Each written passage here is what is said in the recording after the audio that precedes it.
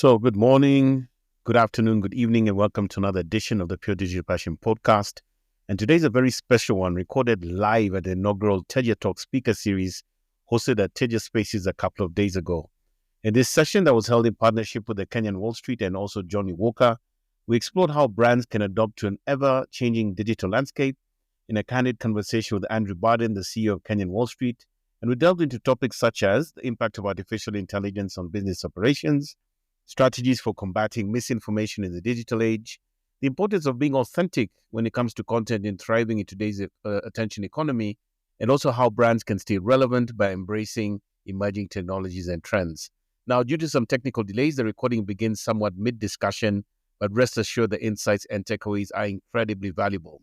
So grab a coffee or perhaps a Johnnie Walker cocktail and join us for this engaging conversation about the future of digital marketing, personal branding, marketing strategy, and also innovation.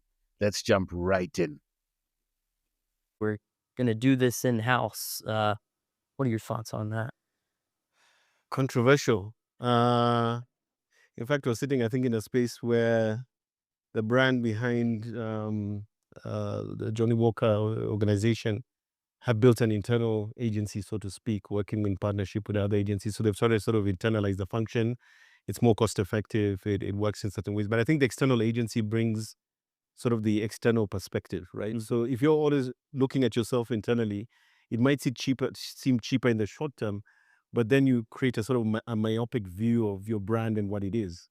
And then when you have an agency, what they're able to do is almost give you an impartial, a creative approach to how you should be pushing your brand and your activities.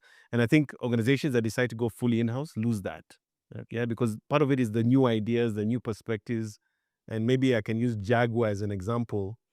Some are saying that Jaguar failed in the rebrand, but the fact that we are talking about it might suggest that Jaguar actually did exactly what they intended to do, which is they got people talking about. Remember the attention economy. And now people are like thinking about Jaguar because maybe they hadn't thought about Jaguar for 20 years. So my sense is that the external perspective is very important.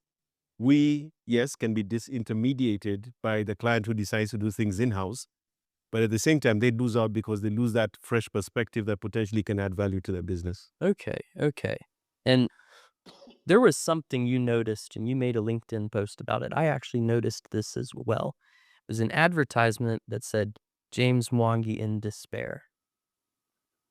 And that caught my attention because I was like, I know Dr. Mwangi. He definitely did not approve of that. And so one of the big risks I see, because the barrier to entry of the, I guess, community pulpit is the way I like to think of social media, digital advertising and such. Anyone can access it. So that also means bad actors can access it. Misinformation can access it.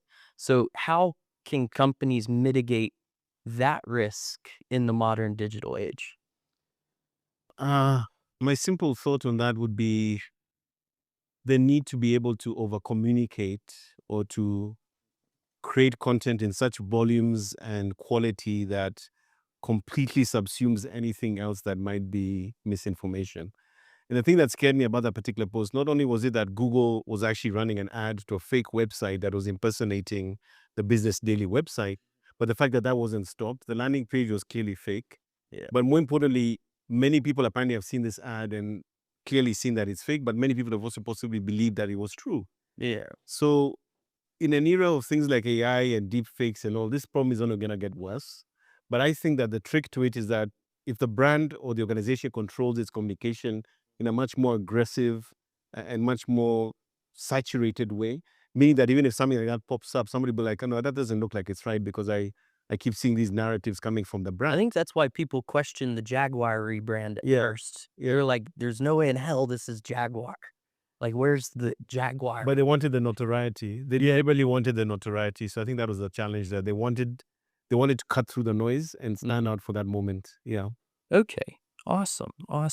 And you had mentioned earlier the US election and such and the Joe Rogan podcast. I actually believe that is a great case study in where the media landscape is going. Because if you look, President Trump never went on mainstream media, hardly ever. never, wasn't doing a bunch of newspaper ads and all of that. He was in the grassroots is what I guess we call it in the US, the grassroots media. Yeah. And that's the podcasts and stuff. And even you had mentioned Joe Rogan, and I thought that was interesting because my mom, lifelong Democrat, she has never heard of Joe Rogan, but she heard about his podcast with Trump, listened to it, and she was like, yep, that's who I'm voting for. You know, that's a lifelong Democrat. That's someone who, I think it's a case study in where media is headed in the future. So you had mentioned that earlier. Yeah, I think the rules are changing. Yeah. And I think the industrial complex media business is no longer what people are consuming. They're looking for voices that they can trust. They're looking for authenticity. I think to some extent, that church and state issue that media has always had, Yeah. which we recently saw affect the Daily Nation Mm-hmm. when they wrote about a certain brand and lost advertising revenue. But how do you maintain editorial integrity when you are desperately needing advertising revenue? Whereas many podcasters and bloggers and the likes are almost doing it for the fun of it. Yeah. And many of them are not as commercially driven as your traditional media house. And you can get paid for eyeballs on a lot of social media platforms, Yeah. on YouTube and such. Exactly, just for traffic, yeah. Yeah. So I think the dynamics are changing, the rules of the game have evolved, and a lot of the things that worked 40 years ago no longer work today. Okay. Not to mention the modern digital consumer, talking about TikTok now, has a tendency to prefer shorter, snackable content, within 1 minute or less, as opposed to reading, an article that takes 5 to 10 minutes to do so. Okay. Yeah. Okay. Now, we saw recently People Daily announced that we're not going to be printing a newspaper anymore. I think that's correct. I foresee in the future more newspapers attempting to go digital. What are your thoughts on that? Do you think in the next 15 years there will be any more print newspapers left? That's an interesting question. I mean, the New York Times still prints newspapers, right? Some of the best media outlets still do this, possibly for their older audiences. Some people just like the feel of paper, consuming content. But like I said, look to the kids. The kids always tell you what's going to happen next. And if they're telling us that everything is TikTokified, meaning that I want it short, concise, and easy, that they have no respect for print, the same way that we have no respect for the typewriter today. I think in the next 5 to 10 years, you're going to see a lot of legacy media companies go out of business.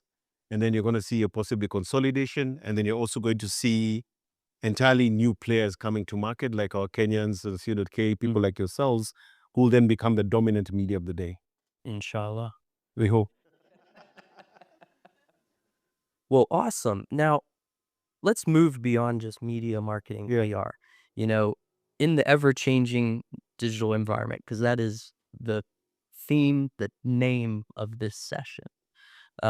What other aspects of business are you advising your clients? Are you working with and you are seeing that are evolving rapidly? And then at the end of that, what aspects of an internal business are not digitizing very quickly? Okay. We have to go to AI to move to the next session. Let's do that.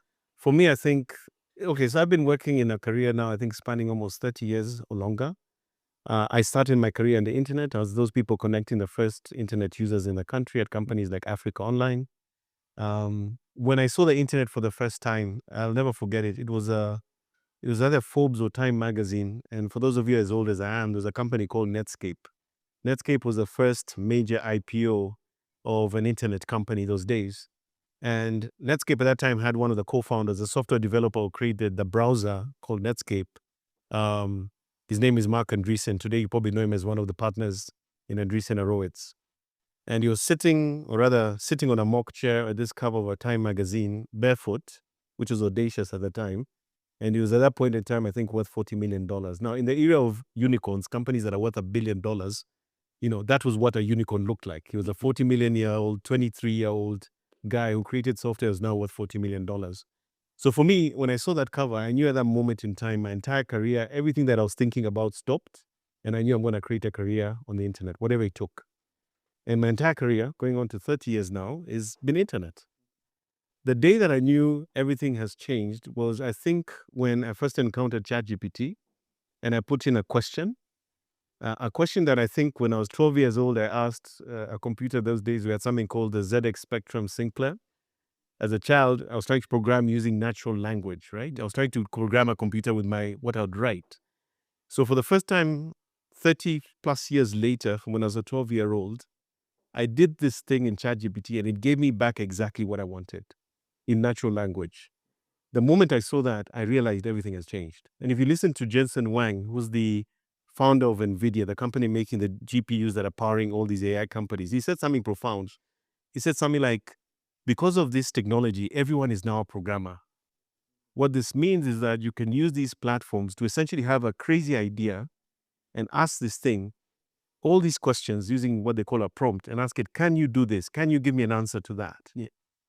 Right now, I'll tell you, I pay for ChatGPT, I pay for Perplexity, I pay for Otter, I pay for Riverside. Otter is awesome, Yeah. by the way. I pay for about 5 or 6 AI platforms as an individual that cost me probably over $150 a month. I'm probably doing the work of 10 people because I have to run a company and create content and all that. I use all those products across the board. It changes everything. Now, I think the thing that people are underestimating is when you look at the organizational setup is we have these sort of legacy addictions or nostalgia where we're saying things are always going to be like this. AI will never replace that. Yeah. Right? I recently recorded a podcast sitting at the Trademark Hotel next to the swimming pool where there were kids swimming. I met this guy called Steve Song.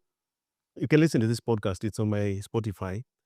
Who's the guy who's known for doing the maps around Africa of the undersea cables? Steve Song, they call him the maps he creates. So we sat there and he was like, Moses, what about this noise? I said, it's okay, don't worry. AI will sort it out. I took the recording home with all these kids swimming, and there's a slider on Riverside. You push to the side and say, remove background noise. You listen to that audio, it sounds like a studio. When you look at this technology and what it's doing and what it's actually able to do within the organizational setup, I know guys who are now doing recruitments where they use an AI HR manager to do recruitment. So you get 1,000 CVs, you give it certain criteria, then it filters everybody to the top 5. And only the top 5 does it meet a human, or does it start to engage? Do they start engaging the humans? Yeah. There's something called the agentic computing, where in the next year, in fact, they're saying next year, we're going to have what they call agents. So the person needs to be a HR manager, the person needs to be a receptionist, the person who used to be doing the regular low-level work will now be a piece of software. I was talking to somebody in Kenya yesterday who has built agents for the insurance industry.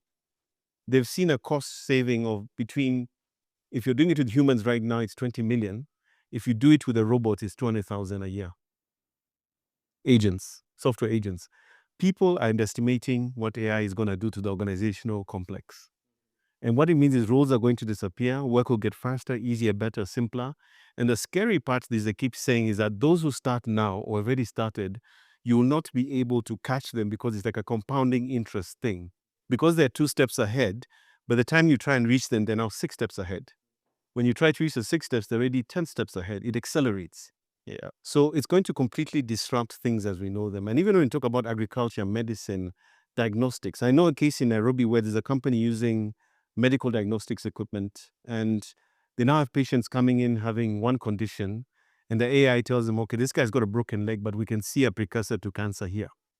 Doctors are being alerted that there's something else that you could treat here that is not maybe the intention of this diagnostics, but we picked it up.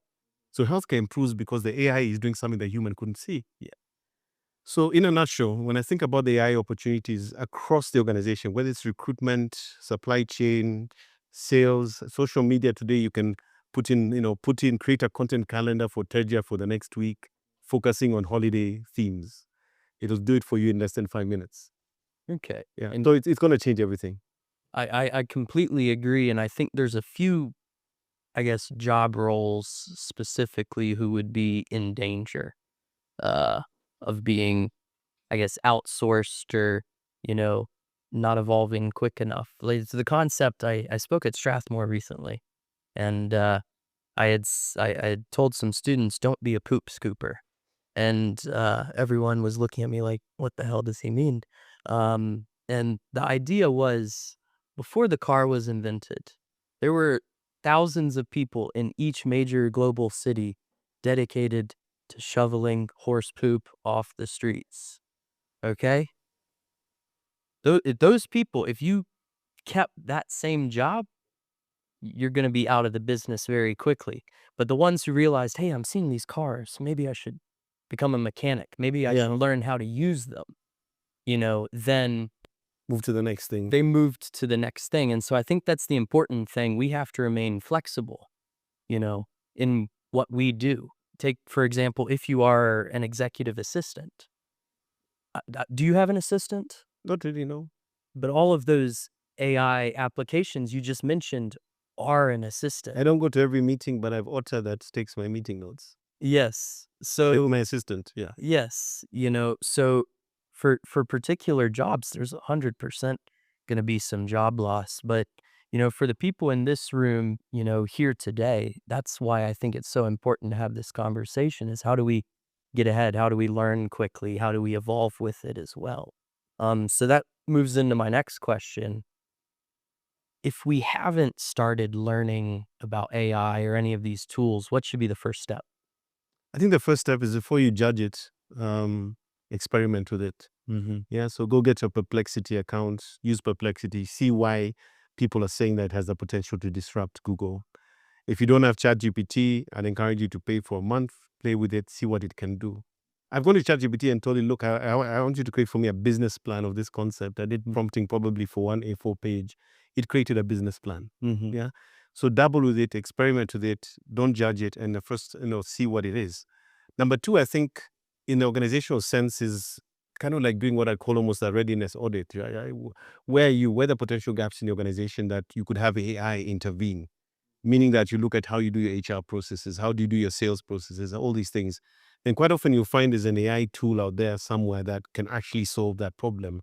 Or maybe an extension of an existing product, maybe like Microsoft 365, where there's already AI co-pilots that can help you do things in a more efficient way. So dabbling, playing around, and sort of trying to understand how it works first is critical. Then the next part is really coming up with a strategy, like figuring out, okay, what is the cost-benefit analysis of doing it in the traditional way versus using the AI, right? And I'm going to tell you for free right now, there's roles in our company that we had planned to hire before ChatGPT. The moment we started playing with it as a team, those roles were no longer required. Yeah. Because we just evolved to the fact that AI could solve the effort that required a human. So a lot of organizations, I think, are going to have to do a little soul searching to ask themselves, is that role redundant? Do I need this? And I'm giving you simple examples. Like I think 2-3 years ago, I think, Mike, it was when we attended your launch. And I think Jeremy Awario at that time was still at APSA. And he said they used to have a whole floor in APSA full of humans doing loan processing. That floor does not exist anymore. Those humans were retrained and now work at the front office. They use something called robotic process automation. Loan processing is now software, right? And you hear this story again and again. Talk to a lot of insurance companies like Jubilee. They're using software to automate the process of doing insurance. So once you do the readiness, figure out the strategy, then start deploying gradually some of these things to take it to the next step.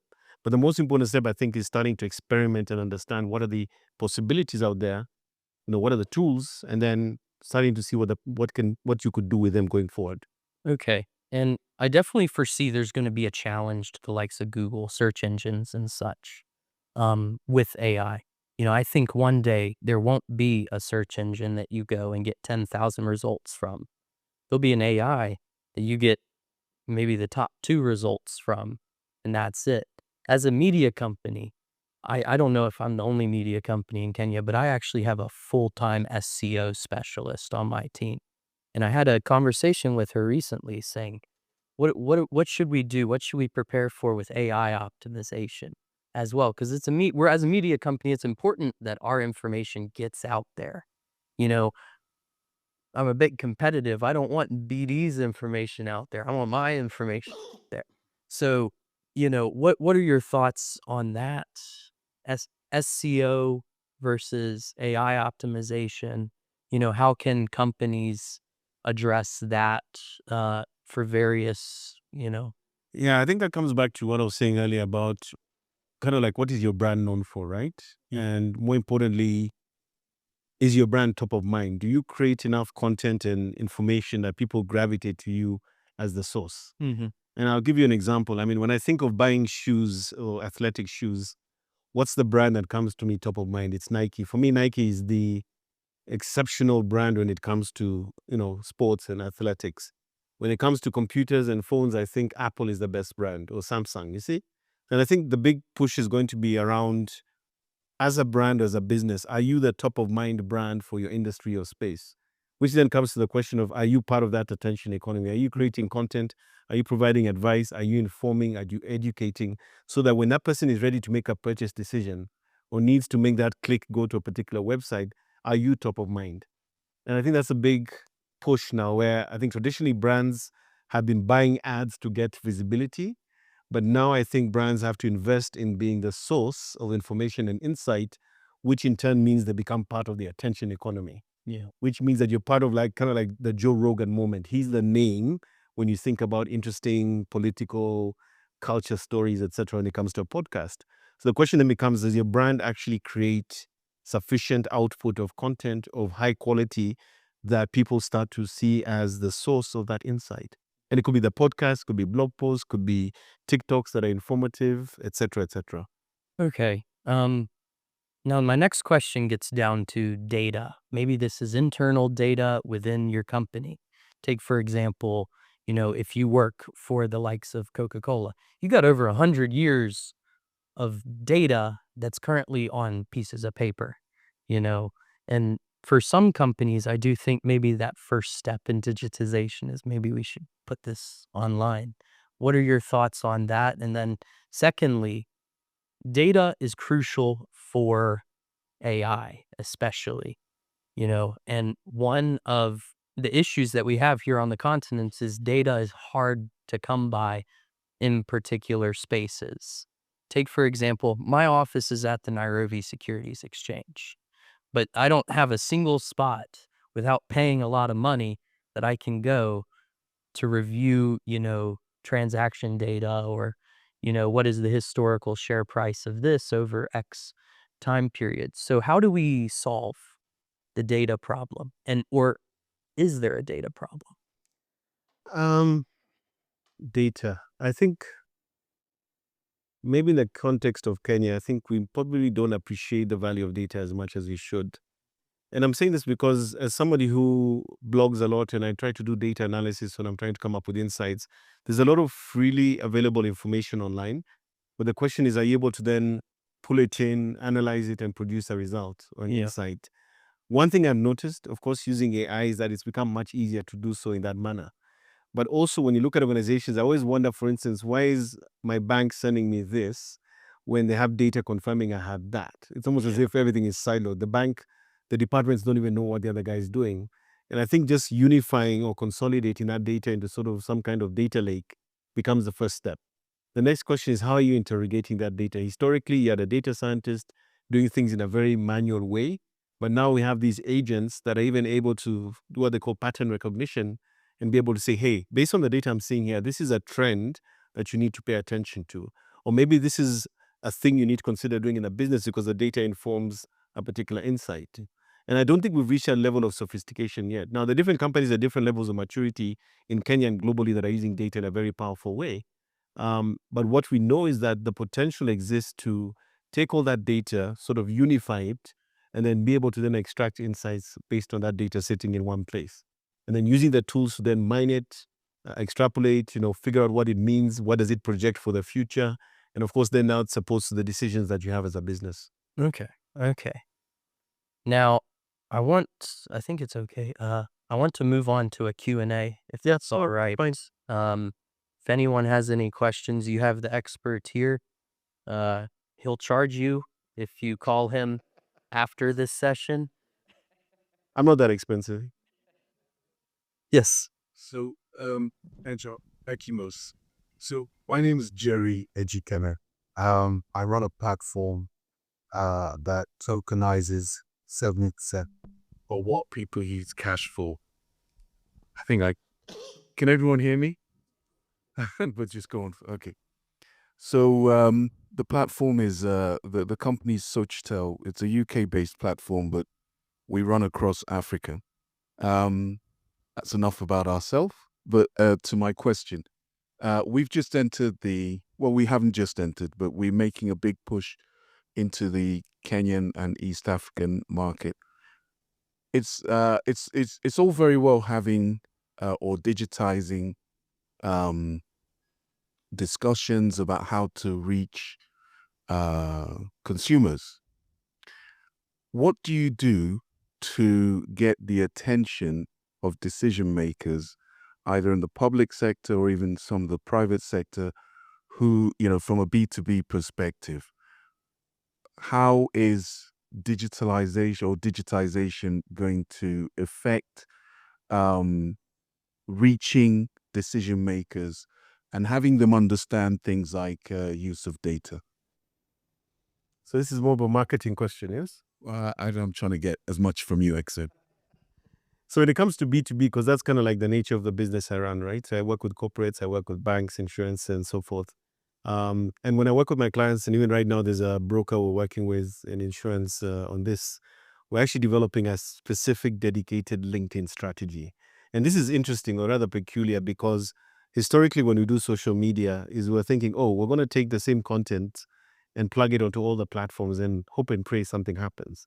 But if you look at what happens on LinkedIn, LinkedIn is sort of the B2B, Facebook with a suit and tie platform, right? So that means the style, the tone, and what you communicate has to be much more considered. It's become a little bit more informal of late. But within LinkedIn, I would say number one, organic content, meaning that you're publishing thought leadership, insights, and so forth naturally. And then within the same space, you also have what they call the LinkedIn Pulse, where people can sign up for your newsletter. I think right now on LinkedIn, I have like 15,000 people on my newsletter, which is ridiculous because I didn't, I just set it up one day and organically it's grown to 15,000. And more importantly, if you look at my audience over there, it all starts with C, then dash. So it's like CEO, CFO, COO, co-founder. It's ridiculous. Like it's probably a most desirable 15,000 people you want to reach in this part of the world, but it's organically grown through thought leadership. I didn't pay a single shilling or dollar to get that audience. It was purely on the basis of content. The other thing that you're able to do on LinkedIn, I'm just speaking specifically to LinkedIn because, now that we all spend our time on social media, in the B2B context, it's going to be a question of buying ads within a LinkedIn environment, which allow you to specifically target people by roles and also geographies. So I want to reach all the CEOs in East Africa within this particular location or this industry, and it's able to show that communication to them, whichever type of ad placement you're doing within LinkedIn. You can literally zoom into that level. But more importantly, what I've noticed works best on LinkedIn is actually high quality thought leadership content. Stuff that's provocative, stuff that is interesting, insightful, and something Celebratory as well. Celebratory content I've found has been pretty successful. for engagement or conversion. Engagement. Engagement, correct. Yeah. So again, on LinkedIn, it also becomes a question of, is the content hard-hitting in terms of trying to sell? Is it informing and educating? But also celebratory when you hit a milestone, when you accomplish something. For some reason, that gets a lot of engagement. Doesn't convert, but it gets a lot of engagement. Yes. Yeah. And there's all sorts of ways you can use LinkedIn. But I would say the singular platform where you can get great B2B value and traction is LinkedIn. And even in Kenya, I think we're currently at about 3 million plus, I think, LinkedIn users. Sorry, so since I still have the mic, can I just hog with one more question? So I think what you've both said about data is very key. But then when you look at the public sector and some of the leaders of the private sector across Africa, they're not maximizing, they're not using it.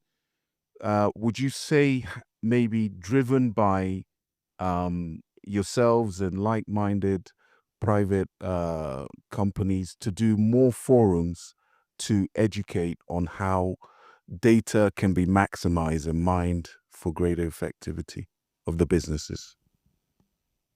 I think education is key. How it's delivered can be a number of ways, whether it's through webinar-type forums, where it's literally targeted communication, inviting them to forums to see how it works, doing partnerships with the companies that are doing stuff in this space, including the likes of Microsoft, AWS, and others who are on the ground here also selling propositions. So strategic partnerships could also be one of the ways to penetrate that market. But Nairobi is a relatively small town. In this room alone, you have some of the most eminent people in the country in terms of the subject matter you're talking about. But I think a lot of the networking and the digital outreach is what provides great impact. And funny enough, as you mentioned it, I tend to do blogging and podcasting of a B2B nature. And if I tell you the stuff I'm doing nowadays, it's crazy. I mean, I work with big corporates who are saying, look, we wanted to show the world what our data center is about, so that the CEO through you can understand what a data center is. So the CIO who keeps telling him what it is can finally say, look at this link, and it'll tell you what it is in a language that actually makes sense. You get me? So influencers, again, and key opinion leaders within those niche spaces could also be another avenue for you to reach that market. I was in Kigali. Corporate influences. Yeah. I was in Kigali last week. We did 24 podcasts in 2 days for one of my clients. And it was all B2B content. 9 to 7 p.m. All B2B content. So there are different avenues and ways that you can do that. But, also responding to your question on data, there is, I think, a societal impact that people do have to come together and say, hey, some of this data is important.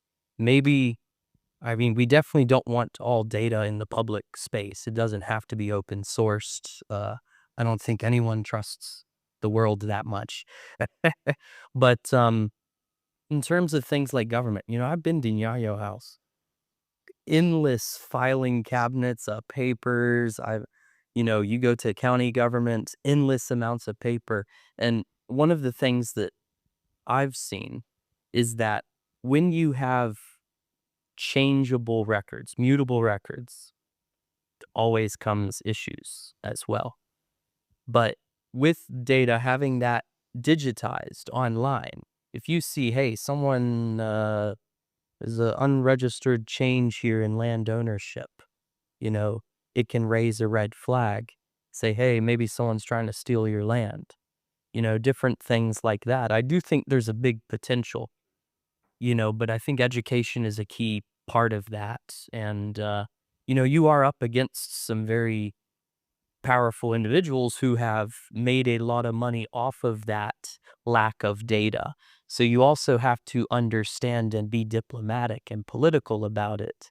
You can't just run in, I guess, and say you have to digitize everything because, we want to stop all of this. You're going to lose political will very quickly, I believe. But that's just on the public side of things. I hope we answered your question adequately. Yeah? Okay.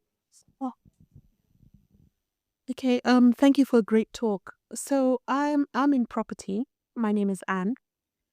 And in the property sector, you'll find that it's generational. And the holders of the prime large-scale assets in property are traditionally the much older generation who are totally out of this space. And you absolutely cannot reach them on the digital platform and blogging and LinkedIn and so on.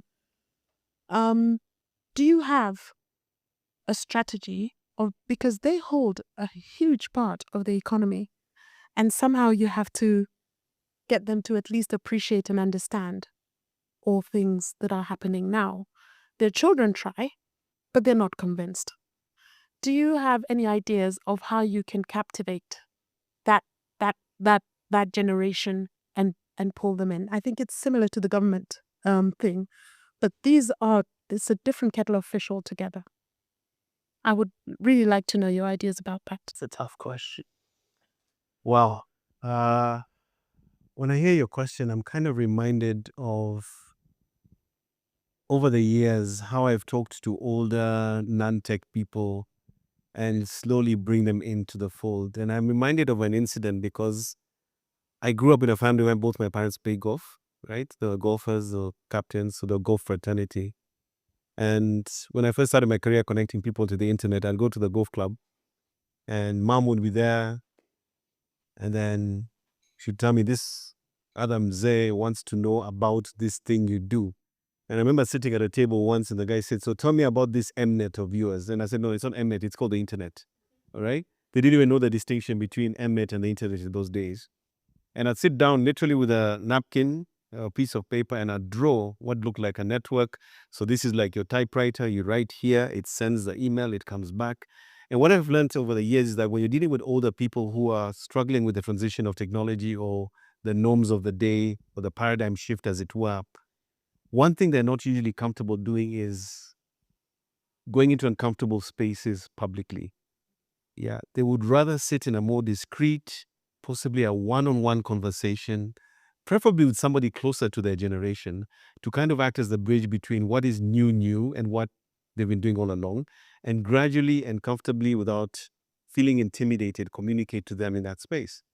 Where is this most effective? I'm guessing these are the sort of people who are wealthy. They're probably sitting in the same golf clubs and stuff. Have a mini masterclass quietly for them. Do it through the Rotary clubs, do it through the networks that they're comfortable with, but do it in a manner that is not in any way going to make them look uncool or not with it. And what I've noticed is that if you keep just sort of engaging them over time in a sort of a non-confrontational, gradual and calm way, and in a non-tech way, by the way, so make it really simple and easy to grasp. Quite often we say use a storytelling narrative to do so. These guys turn around. They gradually start to see it. I had older people trying to figure out emails. I go to somebody's house on a Sunday and help them figure out how to send an email. But I do it in a non-intimidating, non-confrontational way. So the IT manager is not there, but I'm sitting in his house in a nice suburb and helping him figure out how to send an email. And gradually over time, in those sort of more private engagements, you find that they gradually start to shift. The problem is when they're in a very public scenario and it's very clear they don't get it. That's when they're not happy to transition. But that's been my experience. Do it in a more personal way, gradually, almost like hand-to-hand combat. You can't do it in a mass market manner. You've got to do it in a very targeted, one-on-one manner. Yeah. But I don't think digital media works to reach everyone. There's always going to be an audience. Maybe you disagree with me. I believe there's always going to be an audience. There's always people everywhere. Yeah. I look at billboards and I buy because of billboards. Yeah. So churches, Rotary clubs, country clubs. Any other questions? I know we have more drinks coming up. Everyone looks like they need a drink. So Johnnie Walker hour. Great. Thank you very much for the talk. My name is Rodney. I work at ICL Lion Life Assurance. You spoke about robotics and artificial intelligence in insurance. And I just wanted to pick your mind on digital insurance products and what do you think, what kind of digital products have you seen out there? And do you think the regulator is prepared to increase the uptake of these products in our market?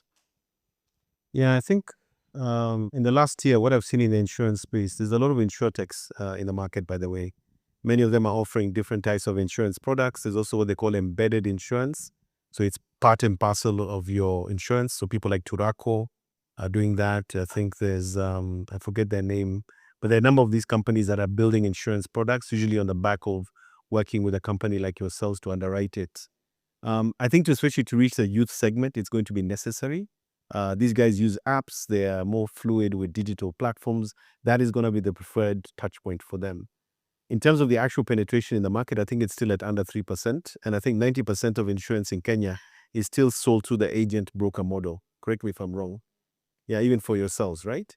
So the innovations and things that I'm seeing, probably the one that singularly stands out for me is the embedded insurance. The idea that the insurance is part and parcel of something you're buying. So you don't even think about it. You don't even imagine it. It's just built into what you're buying. And I think that's how many of the younger people through digital platforms in particular are going to be buying insurance going forward. So it's embedded, it's part of it. You don't have to think of it as an add-on. And maybe by law it's required. And that's how I think a lot of insurance is going to get sold in the future. Like there's a ride-hailing company, you may know which one, has a partnership with one of these insurers. Turaco, we're one of them, yeah? Okay. Yeah, one of them. And you won't know it from the front end, but every ride that is ordered through that platform is insured through the fee that goes to the company. Maybe, I don't think... I think both for the rider and the driver, yeah? Yes, yeah. It's embedded here. Stuff like that is going to continue to be huge. So, do we have any other question? If we don't have any other question, we can move on to the next section for Johnnie Walker. Rita.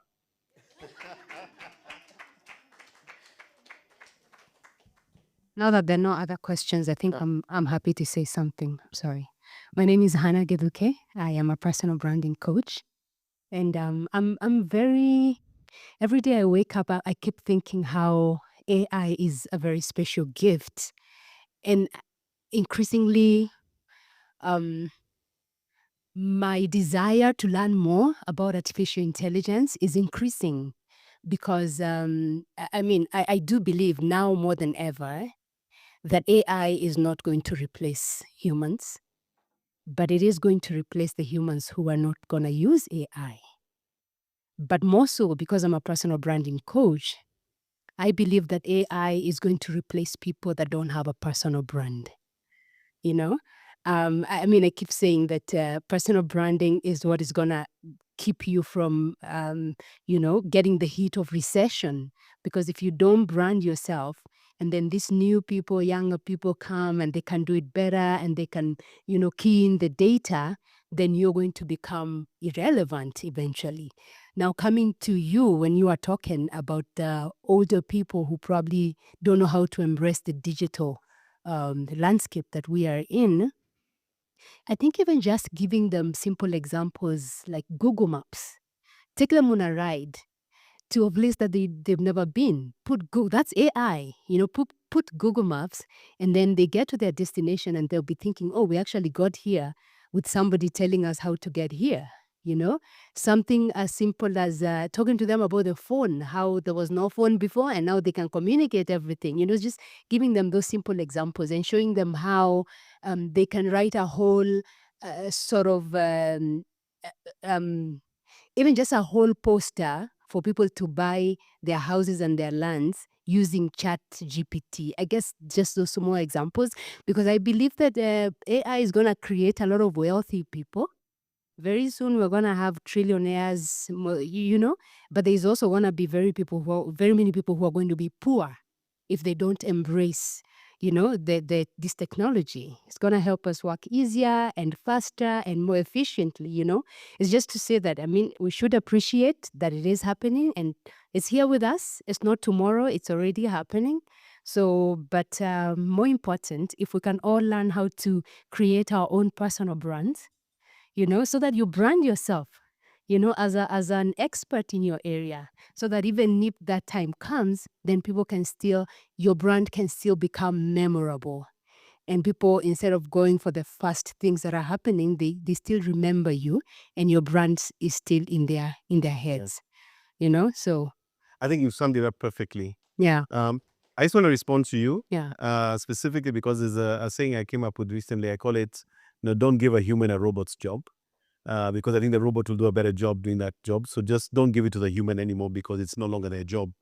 But there's something else that you said that is really profound, which is something I even see today when I'm getting applications from potential employees. It's now quite easy to discern an application that was done using AI and one that was done by a human, because you'll see words like thrilled. You'll see words like, what's that famous one they've taken from the NGO world? Underscored. There's a fingerprint, there's a style and a tone that's emerging, a certain sameness, almost like a factory production. And when you start to see it, and because I've been writing for over 20 years as a blogger, you start to realize, oh my God, what I do as a blogger is now even more valuable because there's a discernment, there's a style, there's a tone, there's a voice you have. That is the same way that when I read a book by, say, Stephen King, he has this unique fingerprint to his content. And my view is that in the AI era, it's almost going to be like the difference between buying a mass-produced bag and buying a Hermes Birkin bag, which costs, I think, $40,000 or something. People will start to gravitate to that handmade, perfectly done, uniquely done thing because they'll be able to sort of discern that this was either mass market AI produced versus something that represents that human ingenuity and talent and creativity that is lacking. And my view is that the people who are exceptional in terms of talent, like what you're calling the personal branding, will start to actually do better. And there's something funny you say this because sometimes we use AI to help us get our blogs and things done, but there's nothing quite as, for me, fulfilling like creating a complete thing from scratch with no AI. there's a sort of a labor to it. When you're done, it's like going to the gym, doing a good workout, and you walk out feeling like, yeah, that was good, And I think that's going to be valuable. And I think people who, why does a Ferrari cost what it does? People pay for something that is handmade and beautifully done in a way that a Toyota will never be. So I think that discernment is going to become a key thing. I don't know, Andrew, you want to add something to that? I think in the digital age, people follow people. People don't follow companies. And I think that gets to what you're saying. It's very important to have that personal brand as well. People are looking for the likes of Elon Musk, Kanye West, whoever, BN, because they're looking for those personalities. People will follow companies. People will probably follow Hermes, Louis Vuitton and such. But on average, do people follow individual companies? I think that's more of not a remark, but a closing question to ponder. Can I give you a simple, very practical example of what you've just said? I was contacted when I was in Kigali on Friday evening for an assignment in Kenya from a PR office in China, in Hong Kong. They gave me the brief. I responded to it, I think, on Friday night. They gave me the terms of engagement. I signed the paperwork. On Monday morning, I was on a flight to Kisumu. I went and did the assignment, and I came back. The Kenyan business was simply told, work with this guy from Hong Kong. I don't know how they found me. I asked, how do you find me? We found you online. We saw what you do. We want to work with you. That's just insane. From Hong Kong. So the Kenyan agency was subsumed to providing my logistics, making sure I'm picked from the airport, go back to the airport and stuff. And that's the power of personal branding, basically, that somehow somebody in China figured I was the right guy for the job. Unbelievable. Yeah. Thank you. You know what? Let me.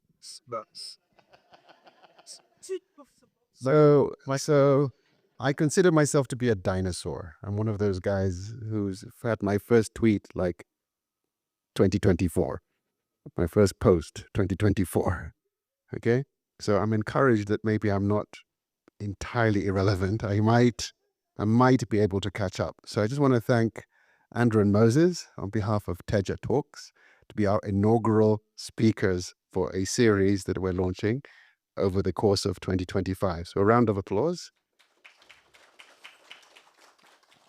And I want to also thank our co-sponsors. I mean, Kenya Wallstreet is one of them, but the other is the entertainment for the rest of the evening, is Johnnie Walker. And what we're going to be doing with the team here is, now that we're feeling inspired, now the libations will flow. So that you can be further inspired and sleep well tonight.